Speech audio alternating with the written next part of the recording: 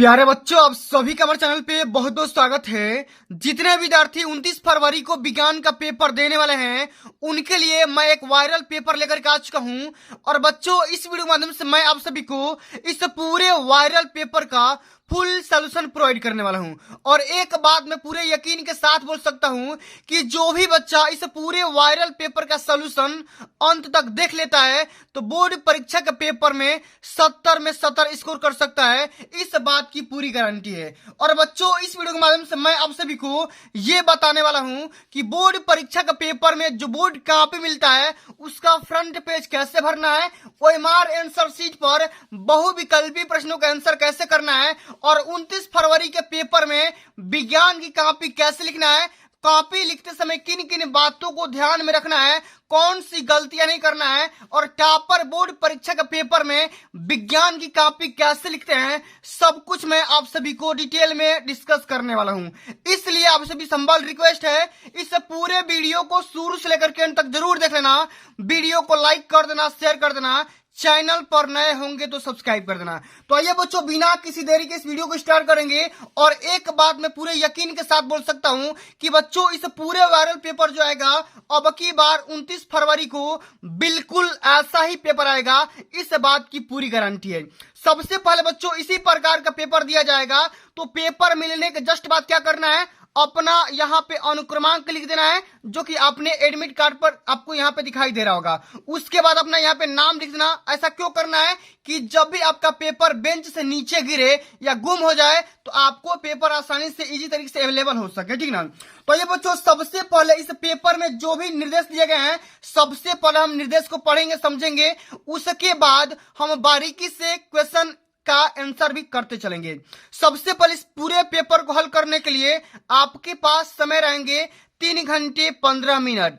प्रारंभ के 15 मिनट परीक्षार्थियों को प्रश्न पत्र पढ़ने के लिए निर्धारित है। सभी प्रश्नों का आंसर करना अनिवार्य है। ये जो पेपर होगा 2 खंडों में डिवाइड होगा, खंड अ और खंड ब में।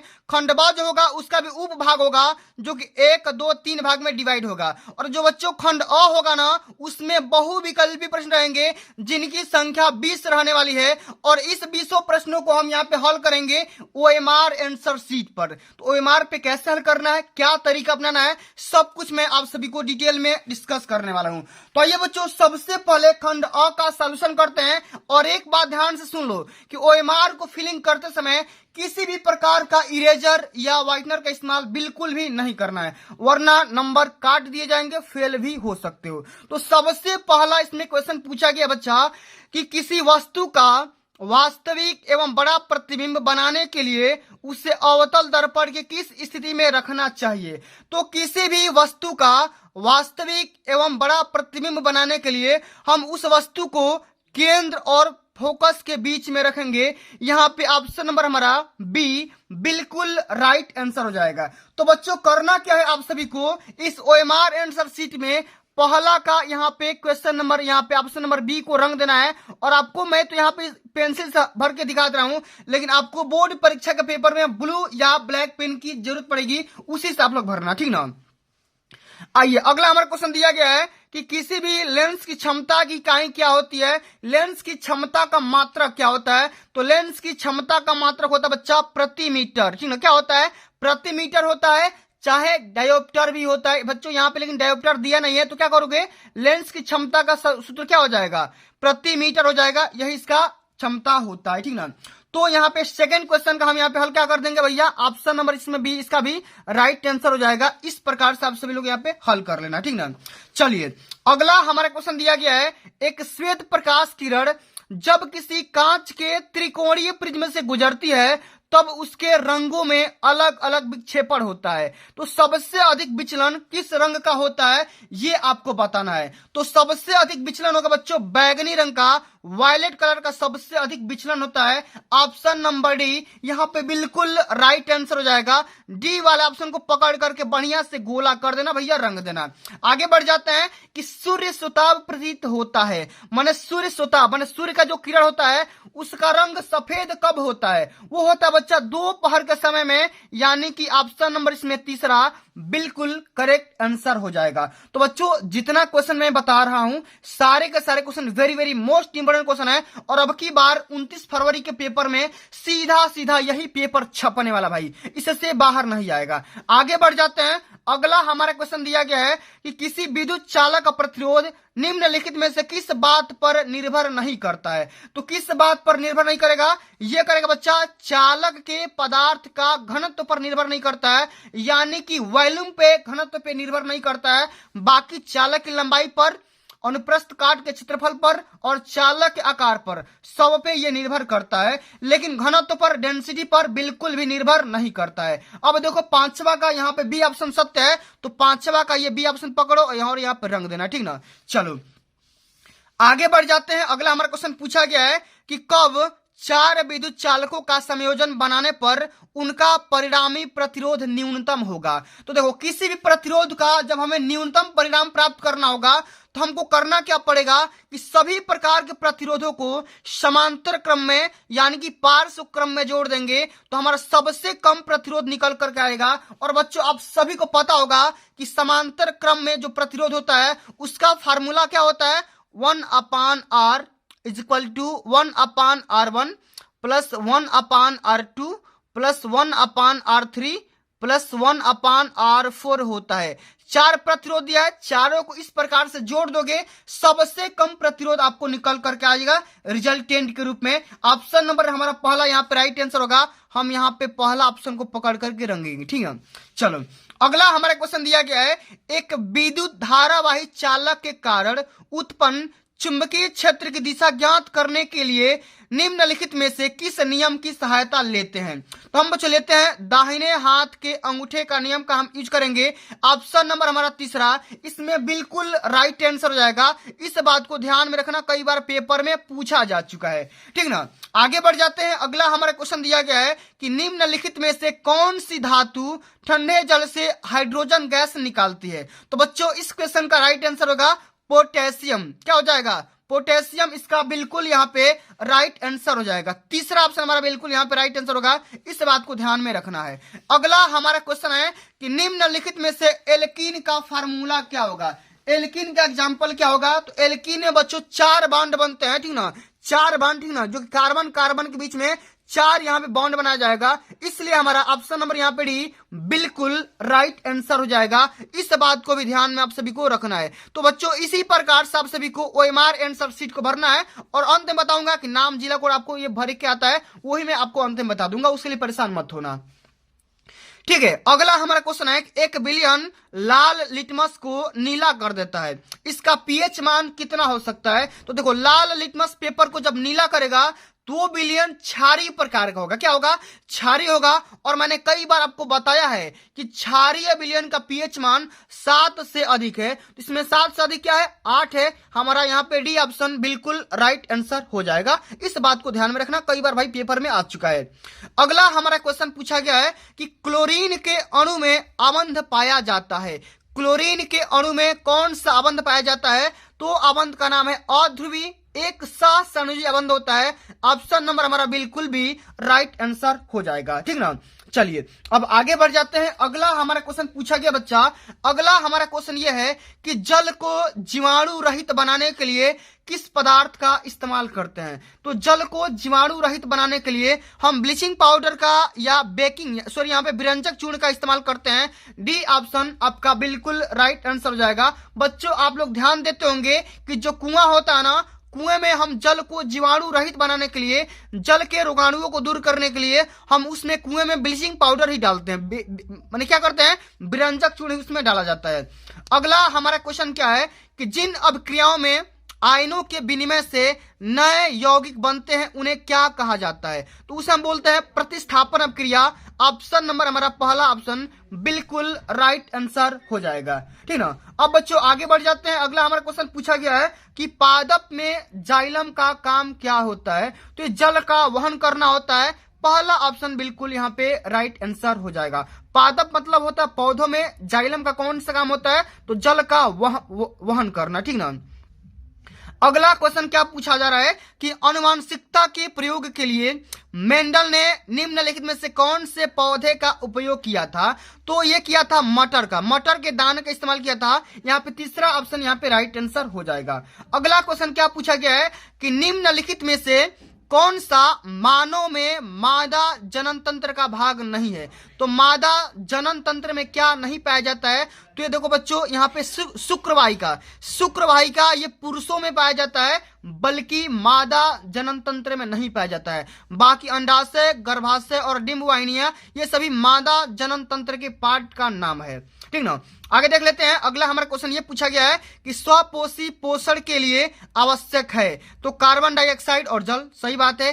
क्लोरोफिल, ये भी सही बात है। सूर्य की रोशनी या प्रकाश, ये भी सही बात है। तो बच्चों स्वपोषी पोषण के लिए यहाँ पे ऑप्शन नंबर डी यानी कि इनमें से सभी इसका राइट आंसर हो जाएगा। ठीक ना, अगला हमारा क्वेश्चन क्या है कि समजात अंगों का उदाहरण क्या है? तो समजात अंगों का एग्जाम्पल हो जाएगा हमारा हाथ होगा, साथ में कुत्ते का अग्रपाद हो जाएगा। क्या होगा? कुत्ते का अगला जो पैर होगा वो समजात अंगों का एग्जाम्पल हो जाएगा। आगे देखते हैं कि अलैंगिक जनन का मुकुलन द्वारा होता है। अलैंगिक जनन मुकुलन द्वारा किस में होता है? तो ये बच्चों होता है, एक तो होता है ईस्ट में और दूसरा क्या होता है बच्चा? हाइड्रा में होता है। एक तो होता है ईस्ट में और दूसरा हाइड्रा में होता है। अलैंगिक जनन मुकुलन के द्वारा होता है। आगे देख लेते हैं। अगला हमारा क्वेश्चन पूछा गया है कि प्राकृतिक वर्णवाद का प्रतिपादन किसने किया था? तो इसका प्रतिपादन किया गया था डार्विनवाद के द्वारा, चार्ल्स डार्विन के द्वारा किया गया था। तो बहुत ही सिंपल सा क्वेश्चन है, पेपर में कई बार पूछा जा चुका है। तो बच्चों आते हैं, अब हम बढ़ जाते हैं। अगला जो हमारा क्वेश्चन यहाँ पे पूछा गया है वो खंड ब का सलूशन देखते हैं, जो कि बोर्ड परीक्षा के पेपर में सीधा 50 नंबर का पूछा जाएगा। ठीक ना, सब कुछ बताऊंगा, बोर्ड कॉपी भी कैसे भरना है उसका भी मैं डिटेल से बता दूंगा, उसके लिए परेशान मत होना। सबसे पहले बच्चों पेपर का आप लोग सलूशन देख लो कि बोर्ड परीक्षा के पेपर में किस प्रकार से सलूशन करना है। ठीक ना, चलिए सबसे पहला जो बच्चा इसमें क्वेश्चन पूछा गया है न्यूमेरिकल पूछा गया है, और ये क्वेश्चन बोर्ड परीक्षा के पेपर में 4 नंबर में पूछा गया। ठीक ना, तो बिल्कुल आसानी से समझाऊंगा, पूरा समझ में आएगा। आइए सबसे पहले क्वेश्चन को पढ़ते हैं।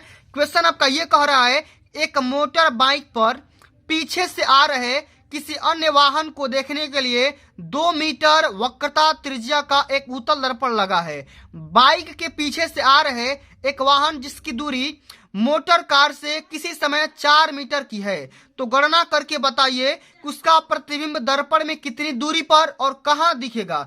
किरण आरेख के माध्यम से भी समझाना है। ठीक ना, तो बच्चों यहाँ पे देखो, जब यहाँ पे देखो वक्रता त्रिज्या का मान दिया है, आर का मान दे दिया है, तो सबसे पहले फोकस दूरी का मान निकाल लो F बराबर R/2 फार्मूला से। जब F का मान आ जाएगा तो यहाँ पे बच्चों देखो U का मान 4 मीटर दे रखा है, आप आसानी से V का यहाँ पे निकाल सकते हो मान, किस प्रकार से?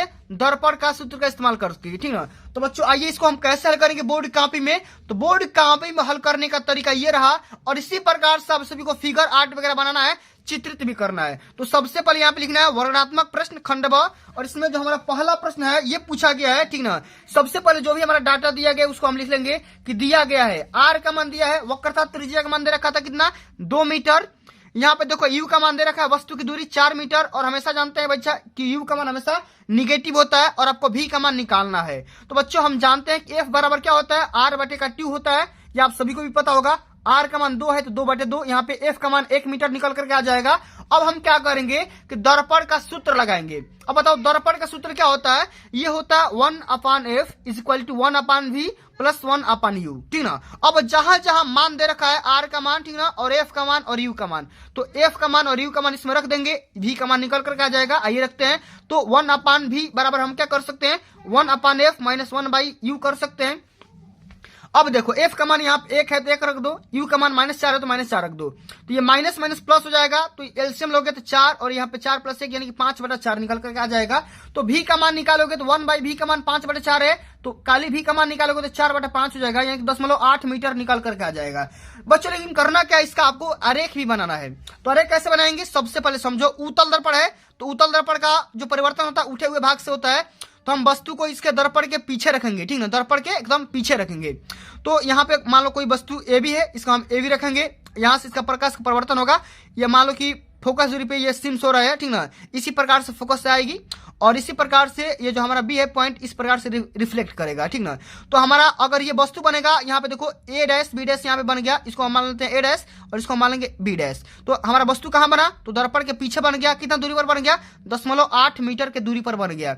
और क्या कैसा बना, सीधा बना है, वास्तविक बना है, ठीक ना। इस प्रकार से पूरा यहाँ पे लिख देना, ठीक है। अब चलो आगे बढ़ जाते हैं। अगला जो हमारे क्वेश्चन पूछा गया है सेम टू सेम इसी प्रकार का क्वेश्चन है, और ये भी एक न्यूमेरिकल है जो कि बोर्ड परीक्षा के पेपर में 4 नंबर का पूछा गया है।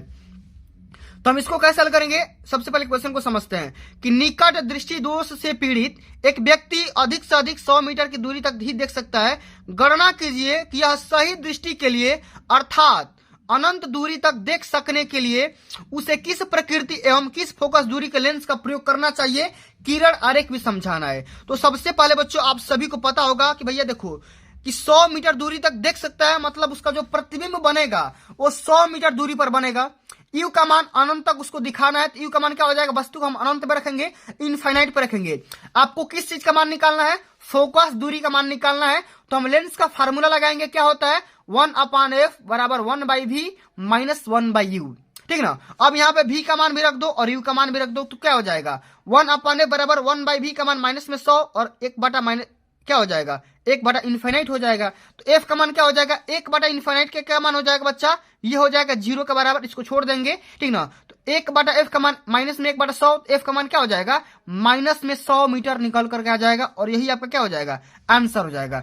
किरण आरेख समझाना है, तो इस प्रकार से किरण आरेख समझा दो। यहाँ पे देखो इसका गोला का बढ़ गया है, तो भैया यहाँ पे प्रतिबिंब बन रहा था, हमने यहाँ पे अवतल दर्पण लगा दिया, सॉरी यहाँ पे अवतल लेंस लगा दिया, तो क्या हो जाएगा अब जो हमारा प्रतिबिंब बनेगा इस वाले गोलक पे बन जाएगा, ठीक है। इसी प्रकार से आप सभी को बोर्ड परीक्षा के पेपर में हल करना है, लिखना है।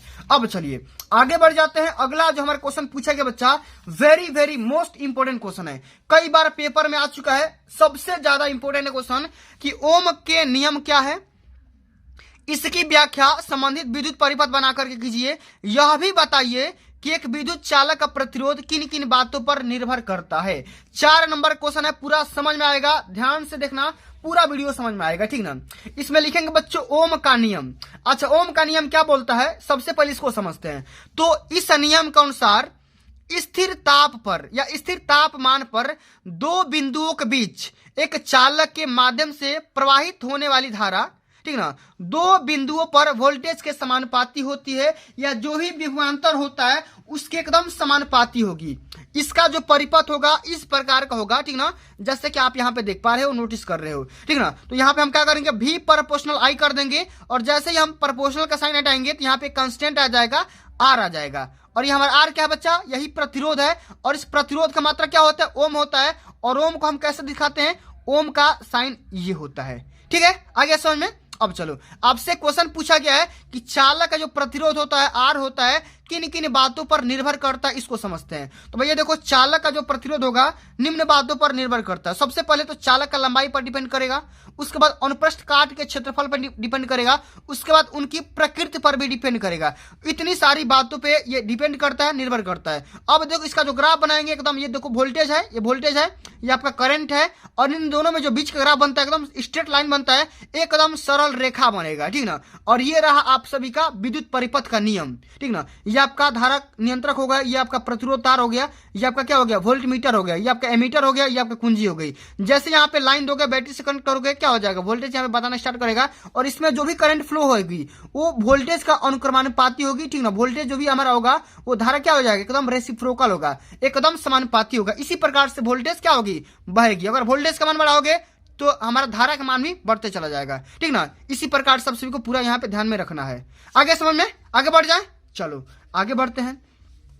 अगला हमारा जो क्वेश्चन पूछा गया बच्चा, ये भी क्वेश्चन बोर्ड परीक्षा पेपर में कई बार आ चुका है, और very very most important question है भाई, क्योंकि भैया ये जो क्वेश्चन है सीधा सीधा 6 नंबर का पूछा गया है, ठीक ना। क्वेश्चन क्या है, एक विद्युत मोटर का कार्यकारी सिद्धांत क्या है, इसकी रचना एवं कार्यविधि का चित्र बनाकर के स्पष्ट कीजिए, वर्णन करना है। तो बच्चों इस वाले क्वेश्चन का मैंने जवाब इसके पहले वाले सोल्यूशन में मैंने कर रखा है, जो भी मैंने आप सभी को मॉडल पेपर बताया था उसमें मैंने ये आपको इसका सोल्यूशन करवा दिया हूं। लेकिन इस वीडियो के माध्यम से मैं आप सभी को इसका सोल्यूशन बताऊंगा कि परिवर्ती विद्युत धारा जनित्र का कार्यकारी सिद्धांत क्या होता है, इसकी रचना कार्य विधि का सचित्र वर्णन करके इसके बारे में डिस्कस करेंगे, ठीक ना। तो भैया जनित्र क्या होता है, जनरेटर क्या होता है, सबसे पहले इसको समझते हैं, ठीक ना। तो जनित्र क्या होता है, तो यह वह मशीन होता है या यह यांत्रिक ऊर्जा को विद्युत ऊर्जा में बदलता है। क्या करता है भैया, मैकेनिकल एनर्जी को इलेक्ट्रिकल एनर्जी में कन्वर्ट करने का या कनेक्ट करने का क्या होता है, यह एक मशीन होती है, हमारा जो जनरेटर होता है। अब देखो विद्युत जनरेटर जो होता है ना, ये विद्युत चुंबकीय प्रेरण के सिद्धांत पर काम करता है। किस सिद्धांत पर काम करेगा, तो विद्युत चुंबकीय प्रेरण के सिद्धांत पर काम करेगा। आपसे क्वेश्चन पूछा भी गया है, इसका सिद्धांत क्या होगा। तो भैया आइए सबसे पहले समझते हैं कि जो भी आपका ये जनरेटर होता है, ये किस सिद्धांत पे काम करता है। सबसे पहले इसको समझते हैं। तो सिद्धांत में क्या लिखेंगे कि जब किसी बंद कुंडली को चुंबकीय क्षेत्र में तेजी से घुमाया जाता है तो उसमें से गुजरने वाली चुंबकीय फ्लक्स रेखाएं होगी, उसमें निरंतर परिवर्तन होता रहता है, जिसके कारण कुंडली में एक प्रेरित विद्युत वाहक बल उत्पन्न हो जाता है, यानी ईएमएफ इंड्यूस हो जाता है। अब इसके वजह से होगा क्या, और बाह्य परिपथ और कुंडली में प्रेरित धारा बहने लगती है, जो करंट होगा वो फ्लो होना स्टार्ट हो जाता है। अतः कुंडली को घुमाने में व्यय यांत्रिक ऊर्जा विद्युत ऊर्जा में परिवर्तित हो जाती है। मतलब जो भी हम यहाँ पे मैकेनिकल एनर्जी लगाएंगे, हमारा जो भी एनर्जी होगा वो अब क्या हो जाएगा, इलेक्ट्रिकल एनर्जी में कन्वर्ट हो जाएगा। इसी प्रकार से इसका सिद्धांत होता है। इसी प्रकार से आप सभी को पेपर में हल करना होगा, लिखना होगा। आगे समझने चलिए। अब बच्चों आप सभी से इसका रचना भी पूछा था, तो रचना इसका क्या होगा, तो रचना में क्या लिखेंगे कि प्रत्यावर्ती धारा जनरेटर के 4 मुख्य भाग होते हैं। अच्छा कौन कौन से भाग होते हैं, सबसे पहले लगा होता है बच्चा आर्मेचर। क्या लगा होता है, आर्मेचर लगा होता है। अब देखो आर्मेचर में क्या होगा, आर्मेचर पे एक कॉइल की बाइंडिंग की जाती है। क्या होती है, वाइंडिंग किया जाता है, इसी पर तार लपेटा जाता है। उसके बाद यहाँ पे एक क्षेत्र चुंबक होगा जिसके 2 पोल होते हैं, एक तो होता है नॉर्थ पोल और दूसरा होता है साउथ पोल, और उसी दोनों पोल के बीच में ये आपका आर्मेचर लगा होता है, उसी बाइंडिंग किया जाता है। उसके बाद आता है सर्पी बल है, और अंत में आता है आपका ब्रूस। ठीक ना, इतने प्रकार के सिस्टम लगे होते हैं किसी भी जनरेटर को जनरेटर को बनाने में। ठीक ना, तो चलिए अब बच्चों आगे बढ़ जाते हैं। अगला हमारा जो क्वेश्चन पूछा गया है, very very most important question है। अब ये जो हमारा आ गया उपभाग सेकंड आ गया, केमिस्ट्री के क्वेश्चन इसमें से पूछे जाएंगे। हमारा क्वेश्चन क्या बोल रहा है कि निम्नलिखित यौगिकों की संरचना चित्रित करिए। 4 क्वेश्चन पूछा गया है, 4 नंबर का है, आसानी से समझते हैं। सबसे पहले बताना है प्रोपेनल का। ठीक ना, इसका केमिकल फार्मूला लिख दोगे काम हो जाएगा, या उसका डायग्राम बना दोगे काम हो जाएगा। 2 मेथिल पेंटेनोइक एसिड का बनाना है, प्रोपीन का बनाना है, 2 मेथिल ब्यूटेनॉल सेकेंड का बनाना है। तो सबका बनाएंगे, सबका फिगर बताएंगे, आराम समझना। सबसे पहले देखो प्रोपेनल। प्रोपेनल का क्या होता है भैया, प्रोपेनल का होता है CH3 CH2 और CHO होता है। यह किसका होता है, प्रोपेनल। आप यहाँ पे लिख भी सकते हो, क्या लिख सकते हो, प्रोपेनल यहाँ पे आगे लिख सकते हो। ठीक ना, आगे आपका पूछा गया था कि 2 मेथिल पेंटेनोइक अम्ल, 2 मेथिल पेंटेनोइक अम्ल। अब इसका क्या होगा, तो देखो 2 मेथिल पेंटेनोइक अम्ल। ठीक ना, क्या हो जाएगा भैया, 2 मेथिल पेंटेनोइक अम्ल क्या होता है, C6H12O6 हो जाएगा। इसी प्रकार से प्रोपीन का पूछा गया है, तो प्रोपीन का इसी प्रकार से बना दो, CH3H6। अच्छा जब इसका डायग्राम बनाने का बोलेगा तो क्या करोगे, तो देखो C3 बनाओ, क्या C3 को बना दो। ठीक है, इस प्रकार C3 बनाओ, और इसी प्रकार से इसका इस प्रकार से जोड़ दो, और तीनों को अलग अलग, तीनों को इस प्रकार से अलग अलग करके आपको क्या करना है, H6 बना देना है। ठीक ना, H6 बना देना है। ठीक ना, इसको यहाँ पे छोड़ दो, यहाँ भी H कर दो, यहाँ भी H कर दो, और यहाँ भी H कर दो, यहाँ भी H कर दो, यहाँ भी H कर दो, यहाँ H कर दो, इसको छोड़ दो। इसी प्रकार से सभी को डायग्राम बनाना होगा। ठीक ना, तो ये रहा असली तरीका जो कि डायग्राम बनाना होगा। अगर आप ये भी लिखते हो तो आपका ये भी सही है। ठीक ना, ये गलती नहीं है, ये भी आपका सही है, लेकिन ये बनाओगे तो ज्यादा बेहतर रहेगा। ठीक ना, इसी प्रकार से बोला गया है 2 मेथिल ब्यूटेनॉल सेकेंड का बनाना है, तो क्या होगा कि 2 मेथिल, तो C5H12O हो जाएगा। ठीक ना, ये 2 मेथिल ब्यूटेनॉल सेकेंड का ये केमिकल फार्मूला होता है, और यही इसका डायग्राम होता है। ठीक ना, अब इसको सजा करके लिख दोगे काम हो जाएगा। अब चलो अगला जो हमारा क्वेश्चन पूछा गया बच्चा, ये भी क्वेश्चन 4 नंबर का है। क्वेश्चन क्या है समझते हैं कि सोडियम, मैग्नीशियम तथा एल्युमिनियम वे तत्व हैं जिनमें संयोजकता इलेक्ट्रॉनों की संख्या क्रमशः 1, 2 तथा 3 है। इसमें पूछा गया पहला प्रश्न कि किसकी परमाणु त्रिज्या सबसे अधिकतम है, और सेकंड क्वेश्चन है कि कौन सबसे कम अभिक्रियाशील है। प्रत्येक के लिए कारण सहित लिखिए। ठीक ना, तो दोनों क्वेश्चन का जवाब समझते हैं भैया कि सोडियम, मैग्नीशियम और एल्युमिनियम में किसका परमाणु त्रिज्या सबसे ज्यादा है। ठीक ना, तो कैसे हल करेंगे जरा आप लोग ध्यान से समझिएगा। इसमें लिखेंगे कि सोडियम का परमाणु आकार बड़ा होता है क्योंकि परमाणु आवेश में वृद्धि के कारण परमाणु आकार बाएं से दाएं घट जाता है। तो हमारा क्या हो जाएगा भैया, इसमें हमारा पहला प्रश्न का आंसर क्या हो गया कि सोडियम का जो परमाणु त्रिज्या होगा, आकार होगा, इसका सबसे बड़ा होगा। किसका कंपैरिजन में? तो मैग्नीशियम के कंपैरिजन में और एल्युमिनियम के कंपैरिजन में। ठीक ना, आ गया समझ में। अब चलो अगला हमारा क्वेश्चन ये पूछा गया था कि सबसे कम अवक्रियाशील क्या होगा। तो यहाँ पे लिखेंगे कि एल्युमिनियम सबसे कम प्रतिक्रियाशील है क्योंकि इलेक्ट्रॉन खोने की प्रवृत्ति बाएं से दाएं कम हो जाती है। इस प्रकार से आप सभी को इसका तुरंत कारण लिख दोगे, 2-2 नंबर मिला करके मिल जाएगा। ठीक ना, अब चलो आगे देख लेते हैं। अगला जो हमारा क्वेश्चन पूछा गया है 7वां नंबर क्वेश्चन, इंपोर्टेंट क्वेश्चन है, ध्यान से समझिएगा। रिएक्शन को कंप्लीट करना है। ठीक ना, कई बार पेपर में आता, हमेशा आता है, 1-1 नंबर का रिएक्शन दिया जाएगा, बोला जाएगा भैया उसको आप कंप्लीट करिए। क्या बोला गया है कि निम्नलिखित अभिक्रियाओं में से प्रत्येक के लिए संतुलित रासायनिक समीकरण को लिखिए। अब देखो इसमें बताना है कि प्लास्टर ऑफ पेरिस किसके साथ क्रिया करके जिप्सम बनाएगा। तो प्लास्टर ऑफ पेरिस किसके साथ क्रिया करके जिप्सम बनाएगा? तो सबसे पहले बच्चों आप सभी को पता होना चाहिए कि प्लास्टर ऑफ पेरिस का केमिकल फार्मूला क्या होता है। तो प्लास्टर ऑफ पेरिस का केमिकल फार्मूला ये होता है कि CaSO4 हाफ H2 क्या हो जाएगा? CaSO4 डॉट हाफ H2 हो जाएगा। अब देखो जब इसको हम जल के साथ क्रिया कराएंगे तो हमारा ये जिप्सम मिल जाएगा। जिप्सम का फॉर्मूला क्या होता है? CaSO4 डॉट 2H2 क्या हो जाएगा? CaSO4 डॉट 2H2 हो जाएगा। आगे समझ में। चलो अगला हमारा क्वेश्चन दिया है, हाइड्रोजन को जब क्लोरीन के साथ क्रिया कराएंगे तो क्या बनेगा? तो हाइड्रोजन का केमिकल फार्मूला होता है H और क्लोरीन का Cl होता है। तो ये दोनों जब आपस में रिएक्शन करेंगे तो हाइड्रोक्लोरिक एसिड बना लेंगे, यानी कि HCl बना लेंगे। और ये जो हमारा रिएक्शन है कंप्लीट है, इसको छोड़ देंगे। ठीक ना, अगला हमारा क्वेश्चन दिया गया है कि जिंक कार्बोनेट, ठीक ना, जिंक कार्बोनेट जब हम रिएक्शन कराएंगे तो क्या टूटेगा? तो जिंक ऑक्साइड मिलेगा और साथ में क्या मिलेगा? तो जिंक कार्बोनेट का जो विघटन करने पर क्या हो जाएगा? देखो जिंक कार्बोनेट का क्या फॉर्मूला होता है? ZnCO3 होता है। अब देखो जब आप इसको हीट करोगे या इसको विघटन कराओगे तो जिंक ऑक्साइड बनेगा, यानी कि ZnO बनेगा और साथ में ऑक्सीजन गैस यहाँ पे रिलीज हो जाएगी। क्या हो जाएगी? ऑक्सीजन गैस यहाँ पे रिलीज हो जाएगी। आगे देख लेते हैं। अगला हमारा यहाँ पे रिएक्शन पूछा गया है कि मैग्नीशियम किसके साथ रिएक्शन करके मैग्नीशियम क्लोराइड बनाएगा और साथ में हाइड्रोजन बनाएगा। ठीक ना, तो देखो यहाँ पे मैग्नीशियम का फॉर्मूला क्या होता है भैया? Mg होता है और ये हाइड्रोक्लोरिक एसिड के साथ क्रिया करके मैग्नीशियम क्लोराइड बनाएगा और साथ में हाइड्रोजन गैस को क्या करेगा? रिलीज करेगा। आगे समझ में।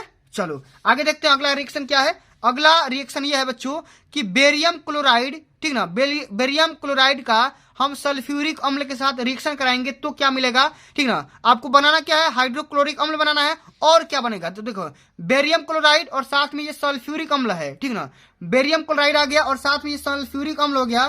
तो ये जो दोनों है आपस में रिएक्शन करके क्या बनाएंगे? सबसे पहले तो हमारा हाइड्रोक्लोरिक एसिड बन गया और ये सोडियम सॉरी यहाँ पे बेरिलियम सल्फेट बन जाएगा। क्या बन जाएगा? बेरिलियम बोलो या चाहे बेरियम बोलो, बेरियम सल्फेट बन जाएगा। ठीक ना, इस प्रकार से आप सभी का रिएक्शन कंप्लीट हो जाएगा।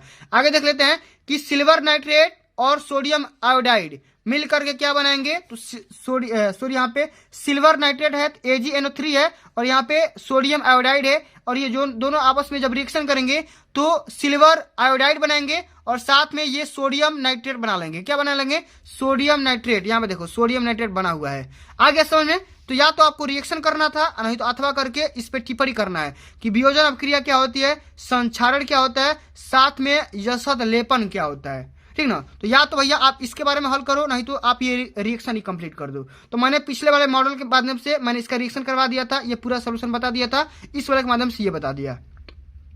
ठीक है, अब चलो बच्चों आगे बढ़ जाते हैं उपभाग तीसरा के बारे में कि मेंडल के नियम क्या है, इसको उचित चित्रों के द्वारा समझाइए। मेंडल ने क्या नियम दिए थे इसके बारे में समझाना है। ठीक ना, तो ये बच्चों समझते हैं भैया कि मेंडल ने क्या नियम दिए थे। इसमें लिखेंगे बच्चों कि मेंडल ने यह बताया था कि दो विपरीत युग्मक में से, युग्मक मतलब जोड़ा बनाने वाले, और क्या विपरीत होना चाहिए भैया, पॉजिटिव निगेटिव होना चाहिए। तो मेंडल ने यह बताया था कि दो विपरीत युग्मक में से केवल एक युग्मक के लक्षण पहली पीढ़ी में दिखाई देते हैं और दूसरा उपस्थिति होते हुए भी दिखाई नहीं देता है। पहला तो भाई दिखाई देगा, पहला लक्षण तो दिखाई देगा, लेकिन दूसरा वाला दिखाई नहीं देता है। इसी प्रकार से इन्होंने 3 नियम दिए थे। कितने नियम दिए? 3 नियम दिए थे, लेकिन उसमें से 1-2 नियम लिख दो भैया, 2 ही नंबर का तो क्वेश्चन है। सॉरी यहाँ पे 4 नंबर क्वेश्चन है, तो एक तो नियम ये है और दूसरा नियम ये लिख दो, पृथक्करण का नियम।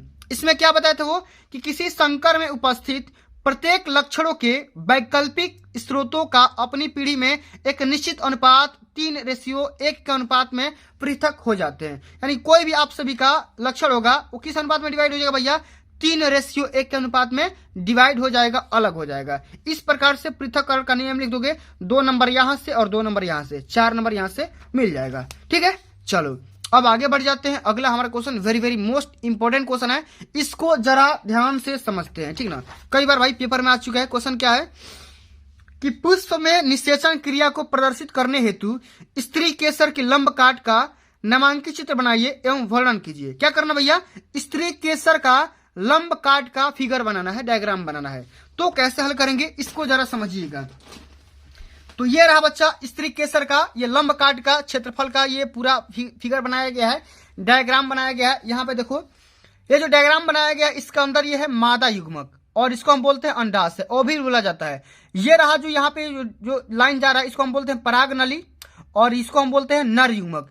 ठीक ना, इसको बोला जाता है मादा युग्मक और इसको बाहरी वाले को बोल क्या बोला जाता है, नर युग्मक। और यही दोनों आपस में मिलकर के क्या बनाते हैं, पुष्प का निर्माण करते हैं। ठीक ना, ये रहा ऊपरी भाग को वर्तिका बोलेंगे और ये जो ऊपर में जो आपका यहाँ पे गोला दिखाई दे रहा है इसको हम बोलेंगे पराग कण। ठीक ना, अब देखो यही पराग कण और यहाँ पे जो मादा युग्मक दिखाई दे रहा है, ठीक ना, यहां से लेकर के यहां तक वाले भाग को क्या बोलेंगे हम, स्त्री केसर बोलेंगे। क्या बोलेंगे, इसी को हम क्या बोलते हैं, स्त्री केसर बोला जाता है। तो आइए सबसे पहले समझते हैं भैया स्त्री केसर के बारे में। दो बात समझेंगे कि निषेचन पौधों में यौन प्रजनन की प्रक्रिया है। क्या है निषेचन, एक प्रोसेस होता है जो कि पौधों में यौन प्रजनन का एक प्रोसेस होता है।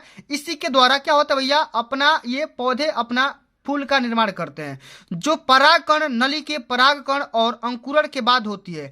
नर युग्मक यानी पराग का मादा युग्मक यानी डिंब के साथ संलयन में एक द्विगुणित युग्मनज को जन्म देना निषेचन कहलाता है। देखो मैंने क्या बताया था, एक होता है नर युग्मक, नर युग्मक मतलब पराग। ठीक ना, ये जो पराग होगा ये मादा युग्मक मतलब कि क्या हो जाएगा भैया, डिंब के साथ संलयन करेगा यानी कि रिएक्शन करेगा। ठीक ना, और ये दोनों आपस में कोलैबोरेशन करके क्या बनाएंगे, एक पुष्प का निर्माण करते हैं। आगे समझ में, चलो आगे देख लेते हैं। अगला हमारा क्वेश्चन पूछा गया बच्चा, बहुत ही सिंपल सा क्वेश्चन है कि भैया वन संरक्षण क्यों आवश्यक है, वर्णन कीजिए। 4 नंबर का क्वेश्चन है, पूरा समझ में आएगा, पूरा वीडियो देखो। ठीक ना, आइए समझते हैं भाई कि वन संरक्षण क्यों आवश्यक है, क्यों जरूरी है। इसमें लिखेंगे कि वन विभिन्न पशुओं प्रजातियों को आवास प्रदान करता है। यह दुनिया की 80% स्थलीय जैव विविधता का घर है और कई अलग अलग मानव बस्तियों के लिए आजीविका भी प्रदान करता है। आजीविका मतलब खाना भाई चलाता है। माने बहुत सारे ऐसे जीव जंतु हैं जो कि माने क्या होते हैं, जंगल में ही अपना जीवन यापन करते हैं और साथ में उसी में अपना भोजन तैयार करते हैं, पेड़ पौधों खाते हैं, जीविका चलाते हैं। हालांकि जंगलों के खत्म होने का जो मतलब होता है पेड़ों का खत्म नहीं है, बल्कि साथ ही संपूर्ण परिस्थितियों को भयानक परिणामों के साथ विघटित होने का भी लगता है। माने जैसे ही जंगल खत्म होगा तो आपको ये भी पता लग सकता है भाई कि जंगल खत्म तो जीवन खत्म। ठीक ना, इस प्रकार से खाली वन नहीं खत्म होगा, पूरी जिंदगी भी खत्म हो सकती है। क्योंकि भैया जो वन है, जो जंगल है, वही हमें क्या करते हैं, शुद्ध ऑक्सीजन प्रोवाइड करते हैं। आगे समझ में, चलो आगे देखते हैं। अगला हमारा जो क्वेश्चन पूछा गया बच्चा, ये क्वेश्चन बोर्ड परीक्षा के पेपर में 6 नंबर का पूछा गया है। अच्छा क्वेश्चन क्या पूछा गया है, आइए सबसे पहले थोड़ा क्वेश्चन को समझते हैं भाई। क्वेश्चन ये पूछा गया वृक्काणु या इसको निफ्रान भी बोला जाता है, वृक्काणु अथवा निफ्रान की संरचना और उसका कार्यविधि बताइए। ठीक है, वर्णन करिए। क्वेश्चन 6 नंबर का पूछा गया है। तो कैसे करेंगे, या तो आप ये करो नहीं तो ये बनाओ कि मानव के पाचन तंत्र का नामांकित चित्र बनाइए तथा इसके बारे में पोषण प्रक्रिया के बारे में समझाइए। तो दोनों में से किसी को हल करना है। हम यहाँ पे हल करेंगे नेफ्रॉन के बारे में। तो भैया नेफ्रॉन का जो फार्मूला होता है, ठीक ना, या उसका डायग्राम होता है, इसी प्रकार से बना होगा। ठीक ना, इसी प्रकार से सबसे बनाना है। ठीक ना, ये आपका अंडाशय होता है। ठीक ना, उसके बाद ये क्या होता है, ये आपका मूत्र वाहिनी। ठीक ना, यहाँ पे कलेक्ट होकर के इसी रास्ते के माध्यम से, ठीक ना, ये आपका मूत्र बाहर निकलता है। वृक्काणु का काम क्या होता है भैया, वृक्काणु का काम ही क्या होता है, शरीर से अपशिष्ट पदार्थों को बाहर निकालने का जो प्रोसेस होता है वो वृक्काणु करता है। इसकी रचना और इसका कार्यविधि में क्या लिखेंगे, आसान है क्वेश्चन। लिखेंगे कि प्रत्येक वृक्क में लगभग 1 लाख इकाई दहाई सैकड़ा 10,000 इकाई दहाई सैकड़ा हजार 10,000 लाख 10 लाख, सॉरी यहाँ पे 10 लाख लिखा गया है। तो प्रत्येक वृक्क में लगभग 10 लाख वृक्क नलिकाएं या नेफ्रॉन होते हैं।